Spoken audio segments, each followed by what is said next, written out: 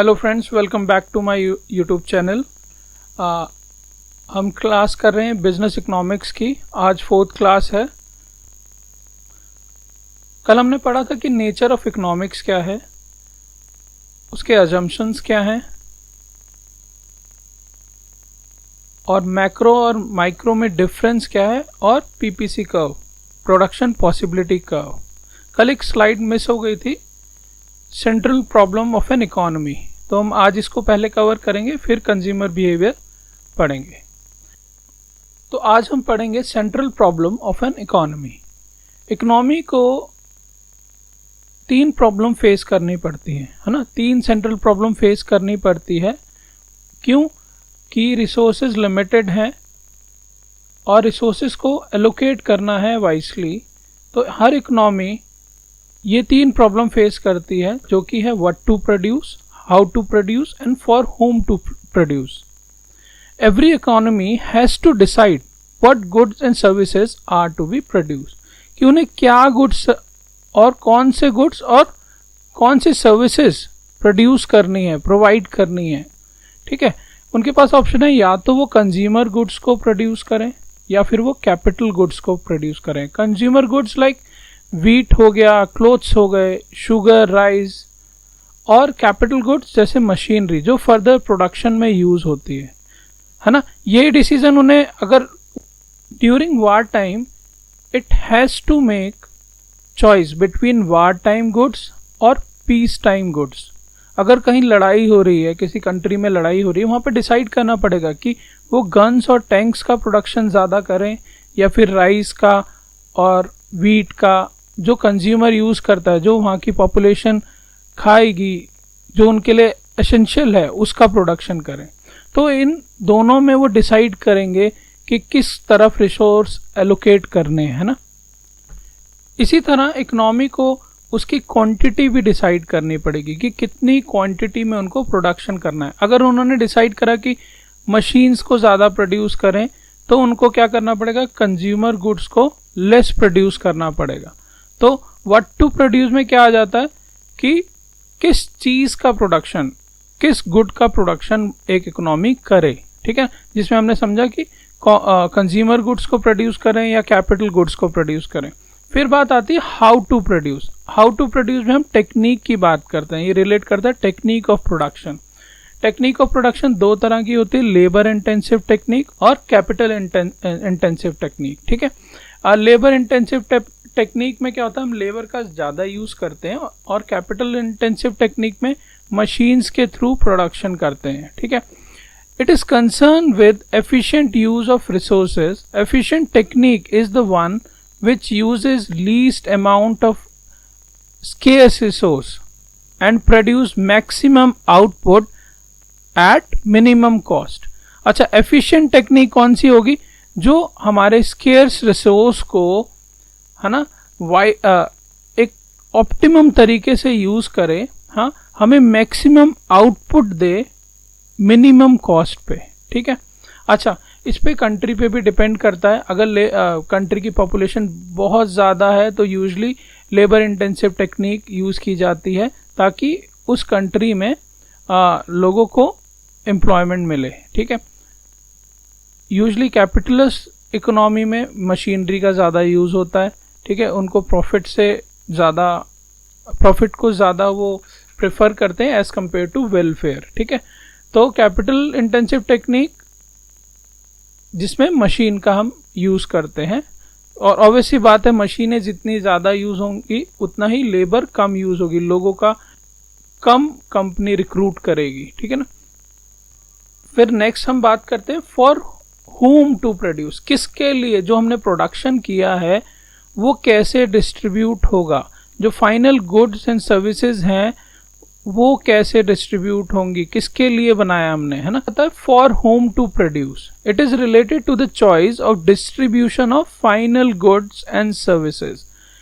जो गुड्स हमने प्रोड्यूस करे हैं उसको डिस्ट्रीब्यूट करना, है ना, द चॉइस ऑफ डिस्ट्रीब्यूशन। जितना प्रोडक्शन है, the value of production is in an economy is identical with the value of income. ठीक है, उन्होंने जो आउटपुट प्रोड्यूस करी उसकी कुछ वैल्यू होगी। ठीक है, वो कैसे डिस्ट्रीब्यूट किया जाए। जैसे हम दो एस्पेक्ट हैं इसके, एक पर्सनल डिस्ट्रीब्यूशन कि how will production be distributed among society, जो सोसाइटी के बीच में उस प्रोडक्शन को कैसे डिस्ट्रीब्यूट किया जाए। दूसरा होता है functional distribution, how will produced output, अच्छा प्रोड्यूस आउटपुट से हमें क्या होगा कि इनकम जनरेट होती है, इनकम जनरेटेड थ्रू प्रोडक्शन। तो अब जो इनकम हमें जनरेट हुई है वो फैक्टर ऑफ प्रोडक्शंस के बीच में कैसे डिस्ट्रीब्यूट हो। उन्होंने जो अपना काम किया है, जो एक्ट ऑफ प्रोडक्शन किया है उन्होंने, उनके बीच में उसके बदले उनको कैसे रिवार्ड मिले, कैसे उनको रिटर्न मिले। जैसे लैंड के बदले रेंट दिया जाता है, लेबर को वेजेस दिया जाते हैं, कैपिटल के बदले इंटरेस्ट मिलता है और एंटरप्रेन्योर को प्रॉफिट मिलता है।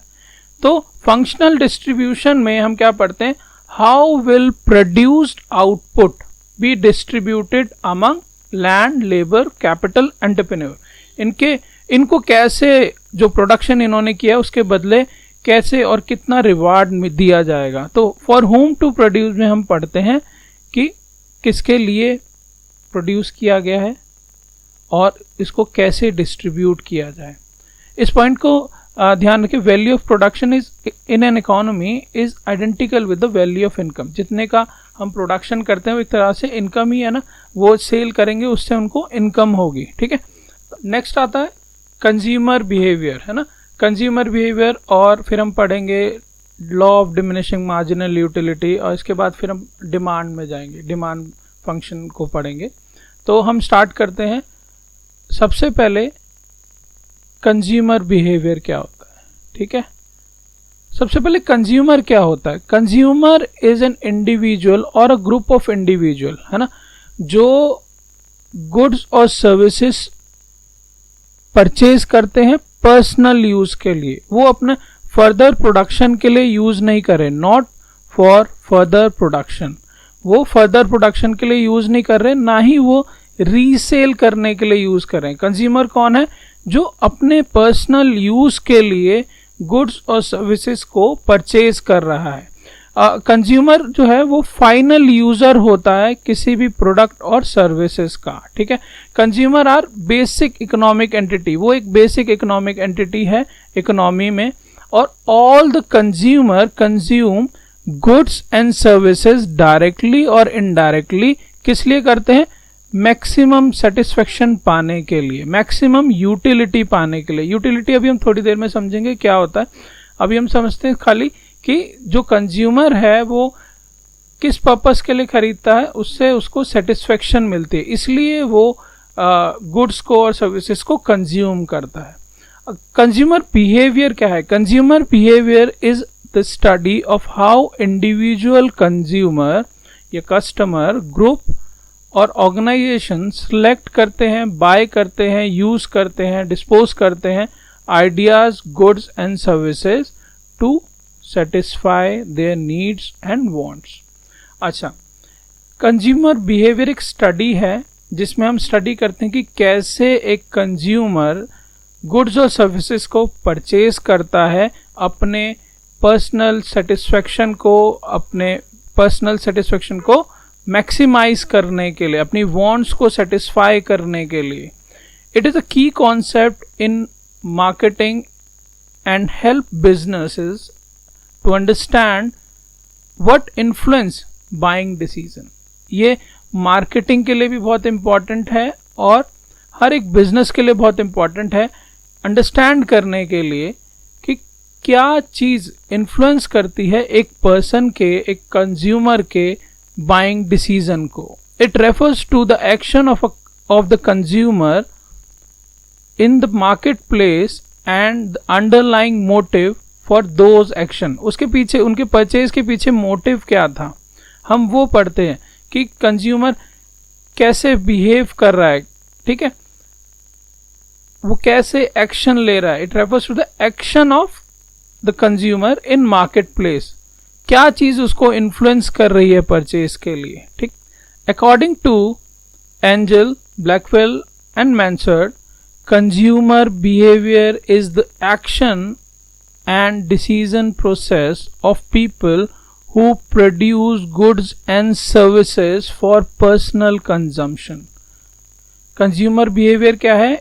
Is the action and decision process of people. ठीक है, उनका एक्शन और कैसे वो डिसीजन ले रहे हैं एक गुड्स को परचेज करने के लिए, अपने कंजम्पशन के लिए. अकॉर्डिंग टू शिफ्टमैन, एक कंज्यूमर जो है, एक कंज्यूमर जो बिहेवियर शो करता है, जो बिहेवियर डिस्प्ले करता है गुड्स और सर्विसेज को परचेज करने से पहले, वो उसको इवैल्यूएट करता है. वो जानता है कि उसको क्या चीज की नीड है, तो अपनी नीड को सेटिस्फाई करने के लिए वो जिस गुड्स को परचेज करेगा उसको इवैल्यूएट करेगा, उसको जानेगा कि क्या वो उसकी नीड को सेटिस्फाई कर रही है. तो जो बिहेवियर वो डिस्प्ले करता है उसको कंज्यूमर बिहेवियर बोला जाता है. ठीक है, इसके बहुत सारे फैक्टर्स होते हैं जो जिससे हमें पता चलता है कि कंज्यूमर किस तरह से बिहेव कर रहा है, उसके पीछे के रीजन क्या है कि वो ऐसे बिहेव कर रहा है. बहुत सारे फैक्टर्स होते हैं जो कंज्यूमर बिहेवियर को इन्फ्लुएंस करते हैं, इफेक्ट करते हैं. साइकोलॉजिकल फैक्टर्स भी हो सकते हैं, पर्सनल फैक्टर्स भी हो सकते हैं, सोशल फैक्टर्स भी हो सकते हैं, कल्चरल फैक्टर्स भी हो सकते हैं, सिचुएशन पे भी डिपेंड करता है, और मार्केटिंग मिक्स पे. ठीक है, साइकोलॉजिकल फैक्टर्स में क्या है? मोटिवेशन. उसके पीछे का मोटिवेशन क्या है, उसके परचेज करने के पीछे मोटिवेशन क्या है, परसेप्शन, लर्निंग, एटीट्यूड और बिलीफ क्या है उसका. ठीक है, पर्सनल फैक्टर्स में उसका एज, वो क्या काम करता है, उसका लाइफस्टाइल क्या है ना, इकोनॉमिक स्टेटस क्या है उसका, उसकी पर्सनालिटी कैसी है. ठीक है, सोशल फैक्टर्स में क्या, उसकी फैमिली, रेफरेंस ग्रुप जिनके बीच में वो रहता है, उनके फ्रेंड्स, उनके कलीग्स, हाँ, जिनको वो देख रहा है, सेलिब्रिटीज को देख के लोग कुछ चीजें परचेज करने के लिए इन्फ्लुएंस हो जाते हैं ना, वो सब चीजें. और किस कल्चर से वो बिलोंग करता है, सोशल क्लास क्या है उसकी, उस पर भी डिपेंड करता है. परचेज टाइम पे जो सिचुएशन है उस पे भी, वो टाइमिंग क्या है उस पे भी डिपेंड करता है. ठीक है, कोई स्पेसिफिक सिचुएशन आ जाती है. ठीक है, और मार्केटिंग मिक्स, प्रोडक्ट के प्रोडक्ट प्राइस, प्लेस, प्रमोशन, ये सारी चीजें भी इफेक्ट करती हैं कंज्यूमर के बिहेवियर को. ठीक है, उसके बाद हम कॉन्सेप्ट पढ़ते हैं यूटिलिटी का. ठीक है, यूटिलिटी क्या चीज है? हर एक कमोडिटी की एक कैपेसिटी होती है हमारी वांट्स को सेटिस्फाई करने की. वांट सेटिस्फाइंग पावर और कैपेसिटी ऑफ अ कमोडिटी. ठीक है, हम उसको यूटिलिटी बोलते हैं. ठीक है, बहुत सारे इकोनॉमिस्ट क्या डिफाइन करते हैं? यूटिलिटी एज सेटिस्फैक्शन और pleasure a consumer get from product. एक प्रोडक्ट को यूज करने से उसको जो प्लेजर मिलता है, उसको जो सेटिस्फेक्शन मिलती है, उसको यूटिलिटी बोला जाता है. यूटिलिटी एक मेजरेबल टर्म बनाई है जिससे हम मेजर कर सकते हैं एक कस्टमर की, एक कंज्यूमर की सेटिस्फेक्शन लेवल को. ठीक है, यूटिलिटीज को हम क्या कह सकते हैं? एक सेटिस्फाइंग कैपेसिटी है, और हम एज्यूम करते हैं to be measured in term of cardinal number. मतलब यूटिलिटी जो कह सकते हैं कि सेटिस्फाइंग पावर जो है एक कमोडिटी की, है ना, उसको हमने क्या एज्यूम करा है कि हम उसको मेजर कर सकते हैं कार्डिनल नंबर्स में, एक डेफिनेट नंबर्स में, कि मेरे को इस प्रोडक्ट से एक यूटिलिटी मिली, एक प्रोडक्ट से 4 यूटिलिटी मिली, तो हम उसको मेजर कर सकते हैं. These number are also called utils or a unit of utility. For example, suppose a person having chapati. ठीक है, कोई पर्सन है वो चपाती रोटी खा रहा है, उसको उससे सेटिस्फेक्शन मिल रहा है. तो जो पहली रोटी खाएगा, जो फर्स्ट यूनिट खाएगा, वो फर्स्ट यूनिट से उसको 10 यूटिलिटी मिली. ठीक है, उसको फर्स्ट यूनिट से 10 यूटिलिटी मिली. सेकेंड जब उसने रोटी खाई तो उसको, अब देख सकते हैं, पहले से 10, दूसरी वाली से 8, और उसने फिर जब थर्ड रोटी खाई, उसको थोड़ा थोड़ा पेट भर गया, उसको जो यूटिलिटी मिली, जो सेटिस्फेक्शन उससे मिला, वो कितना मिला? 4 मिला. तो टोटल यूटिलिटी 18 + 4 22 हो गई.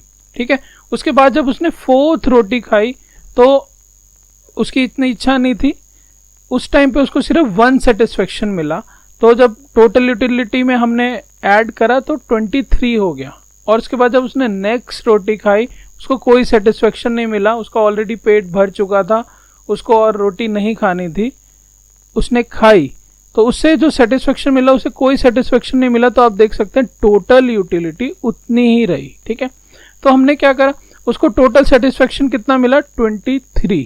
ठीक है, और हर यूनिट पे, पहली यूनिट पे उसको 10 मिला सेटिस्फेक्शन, सेकेंड यूनिट पे उसको 8 मिला, फिर 4 मिला, फिर 1 मिला, फिर 0 मिला। ठीक है, तो ऐसे हमने एक कॉन्सेप्ट है यूटिलिटी जिसमें हम पढ़ते हैं कि एक कमोडिटी की सेटिस्फाइंग पावर या उसकी कैपेसिटी कितनी है। ठीक है, हमें कितना वो सेटिस्फाई कर रही है। ठीक है, इसमें हम और पढ़ते हैं कि टोटल यूटिलिटी और मार्जिनल यूटिलिटी में डिफरेंस क्या है। जैसे मैंने अभी आपको बताना, 10 पहली रोटी से मिला था, दूसरा उसको 8 नेक्स्ट उसने जो चपाती खाई उससे मिला, फिर 4, फिर 1, और जो 5th खाई थी उससे उसको कोई सेटिस्फेक्शन नहीं मिला, उसका ऑलरेडी पेट भर चुका था। तो टोटल उसको जो यूटिलिटी मिली वो 23 मिली। तो टोटल यूटिलिटी की डेफिनेशन क्या कहती है, total utility is the sum total of utility और एग्रीगेट ऑफ यूटिलिटी, मतलब सबका टोटल जो उसे ऑब्टेन हुआ सारी यूनिट जो उसने खाई थी या जो उसने कंज्यूम करी थी, उसको कंजम्पशन के बाद जो टोटल यूटिलिटी मिली, ठीक है, उसको बोला जाता है। तो टोटल सेटिस्फेक्शन जो उसको मिला, ठीक है, उसको टोटल यूटिलिटी मिली बोला जाता है। ठीक है, जो टोटल सेटिस्फेक्शन उसको मिला after consuming total unit of commodity, उसको टोटल यूटिलिटी बोला जाता है। ठीक है, इसको हम सिग्मा मार्जिनल यूटिलिटी भी बोल सकते हैं कि पहली यूटिलिटी, जैसे उसने पहली रोटी खाई थी उसको 10 मिला था, फिर सेकंड खाई उसको 8 मिला सेटिस्फेक्शन। तो ऐसे जो टोटल होता है मार्जिनल यूटिलिटी का, उसको हम टोटल यूटिलिटी बोलते हैं।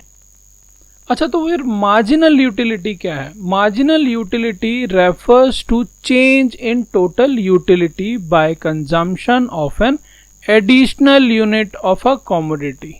जो हम एडिशनल यूनिट कंज्यूम करते हैं उससे जो हमें एडिशनल सेटिस्फेक्शन मिल रहा है, ठीक है, जो एडिशनल सेटिस्फेक्शन मिल रहा है, जो एडिशनल यूटिलिटी मिल रही है, उसको बोला जाता है मार्जिनल यूटिलिटी। अगर आप देखेंगे इसी एग्जाम्पल में, तो जब पहले रोटी खाई तो उसको 10 सेटिस्फेक्शन मिला, और जब उसने सेकेंड रोटी खाई तो टोटल सेटिस्फेक्शन कितना हो गया, 18 हो गया। ठीक है, तो एडिशनल कितना मिला, आप देखोगे कि टोटल जब उसने सेकेंड रोटी खाई तो उसका टोटल यूटिलिटी कितनी हो गई थी, 18। तो एडिशनल कितनी मिली, तो टोटल जब सेकेंड यूनिट पे टोटल यूटिलिटी कितनी है, 18, फर्स्ट यूनिट पे कितनी थी, फर्स्ट यूनिट पे थी 10, तो माइनस करेंगे तो 8 आएगा। तो सेकेंड रोटी से उसको 8 यूटिलिटी मिली, है ना। दोबारा से समझते हैं, देखो, जो उसने थर्ड रोटी खाई उसको टोटल सेटिस्फेक्शन कितना हो चुका था, उसका 22 हो चुका था। ठीक है, बट सेकेंड के टाइम पे उसको कितना था टोटल सेटिस्फेक्शन, सेकेंड यूनिट के टाइम पे उसका था 18। तो अब जो डिफरेंस आया, 4 का डिफरेंस आया, ये मार्जिनल है। ठीक है, जो एडिशनल उसको सेटिस्फेक्शन मिला, 18 तो पहले से हो चुका था, अब उसको 4 का सेटिस्फेक्शन और मिला। ठीक है, टोटल 22 हो गया, 4 का सेटिस्फेक्शन और मिला, तो जो एक्स्ट्रा सेटिस्फेक्शन मिल रहा है उसको एक्स्ट्रा यूटिल्स मिल रहे हैं। ठीक है, एक्स्ट्रा यूटिलिटी मिल रही है उसको, उसी को मार्जिनल यूटिलिटी बोला जाता है। तो utility refers to change in the total utility by consumption of an additional unit of commodity. एक एडिशनल यूनिट को कंज्यूम करने पर जो एडिशनल यूटिलिटी मिल रही है, ठीक है, उसको मार्जिनल यूटिलिटी बोला जाता है। फिर हम पढ़ते हैं रिलेशनशिप क्या है, मार्जिनल यूटिलिटी और टोटल यूटिलिटी में रिलेशनशिप क्या है। ठीक है, हमने एग्जांपल लिया रोटी का। ठीक है, तो मार्जिनल यूटिलिटी और टोटल यूटिलिटी में डिफरेंस क्या है? देखो, जब first unit of chapati consume करी, उससे पहले तो जब खाई नहीं थी तो कोई सेटिस्फेक्शन नहीं था, बट जब फर्स्ट यूनिट कंज्यूम करी तो उसको 10 का सेटिस्फेक्शन मिला। सेकेंड यूनिट कंज्यूम करी तो 18 हो गया। थर्ड यूनिट कंज्यूम करी तो 22 हो गया। और फिर एक टाइम आया, उसको ज्यादा इच्छा नहीं थी, फिर भी कंज्यूम करा, 23 आया। ठीक है, फिर जब आप इस यूनिट पे देखते हैं, फिफ्थ यूनिट कंज्यूम करने के टाइम पे उसको कोई सेटिस्फेक्शन नहीं मिला। ठीक है, आप देख सकते हैं मार्जिनल यूटिलिटी 0 हो गई। कैसे? 23 माइनस 23 0। ठीक है, अब उसके बाद और जबरदस्ती वो कंज्यूम कर रहा है, उसको खाया नहीं जा रहा, अब जबरदस्ती खा रहा है, उसको उल्टा डिससेटिस्फेक्शन हो रहा है, -2 पे चला गया। ठीक है, तो टोटल यूटिलिटी डिक्रीज हो गई। और जबरदस्ती कंज्यूम करा तो हम जैसे कई बारी बहुत ज्यादा खाते हैं और खाते जाते हैं, हम उल्टा सेटिस्फाई होने के बदले हमें वॉमिट फील होता है। ठीक है, उसी तरह और कंज्यूम करा इसने, और कंज्यूम करने पर अब और उसको डिससेटिस्फेक्शन फील हो रहा है। ठीक है, तो देखो, अब पहली यूनिट पे 10 था, सेकेंड यूनिट पे 18 हुआ, तो 10 और 18 में जब हम 10 और 18 को माइनस करेंगे तो 8 आता है। फर्स्ट यूनिट पे जब कुछ नहीं खाया था, उसने फर्स्ट रोटी खाई तो 10 माइनस 0, 10 सेटिस्फेक्शन मिला था। फिर उसके बाद 22 माइनस 18, 4 सेटिस्फेक्शन मिला, फिर 1 सेटिस्फेक्शन मिला, फिर 0 मिला, फिर माइनस में चला गया। ठीक है, तो हम देखते हैं इनके बीच में रिलेशन क्या है कि जब तक MU पॉजिटिव है, मार्जिनल यूटिलिटी पॉजिटिव है, तब तक टोटल यूटिलिटी इंक्रीज करती है। ठीक है, जब तक मार्जिनल यूटिलिटी पॉजिटिव है, चाहे वो डिमिनिशिंग रेट पे है ना, धीरे धीरे उसका जो रेट है वो कम होता जा रहा है, पर स्टिल वो पॉजिटिव है। तो जब तक वो पॉजिटिव है तब तक टोटल यूटिलिटी इंक्रीज करेगी। ठीक है, और जब वो 0 हो जाएगी, जब मार्जिनल यूटिलिटी 0 हो जाएगी, उस टाइम पे टोटल यूटिलिटी मैक्सिमम पे होगी। क्या होगी? टोटल यूटिलिटी मैक्सिमम पे होगी जब मार्जिनल यूटिलिटी 0 पे होगी। और उसके बाद जब वो नेगेटिव होना शुरू हो जाएगी, उस टाइम पे टोटल यूटिलिटी डिक्रीज होना शुरू हो जाएगी। उस टाइम पे जो उसको सेटिस्फेक्शन मिल रहा था वो डिससेटिस्फेक्शन में बदलना शुरू हो जाएगा। ठीक है, तो इसका रिलेशन आप याद रखेंगे कि जब MU पॉजिटिव होता है, जब MU पॉजिटिव होता है तब तक टोटल यूटिलिटी इंक्रीज करती है, टोटल यूटिलिटी इंक्रीज करती है। जब MU 0 होता है टोटल यूटिलिटी मैक्सिमम पे आ जाती है, और जब मार्जिनल यूटिलिटी नेगेटिव होने शुरू हो जाती है, उस टाइम पे हमारा टोटल यूटिलिटी डिक्रीज होने शुरू हो जाती है। उस टाइम पे हम डिससेटिस्फाइड फील करना शुरू कर देते हैं। इसी रिलेशनशिप को दूसरी तरह समझते हैं। देखो, जब हम फर्स्ट यूनिट कंज्यूम कर रहे थे, जब वो कोई पर्सन फर्स्ट यूनिट कंज्यूम करता है उसको मैक्सिमम सेटिस्फेक्शन मिलता है। ठीक है, फिर क्या हुआ? फिर धीरे धीरे उसको सेटिस्फेक्शन कम मिलने लगता है। ठीक है, तो सेकेंड यूनिट पे उसको 18 सेटिस्फेक्शन मिला, फिर उसके थर्ड यूनिट पे 22 सेटिस्फेक्शन मिला।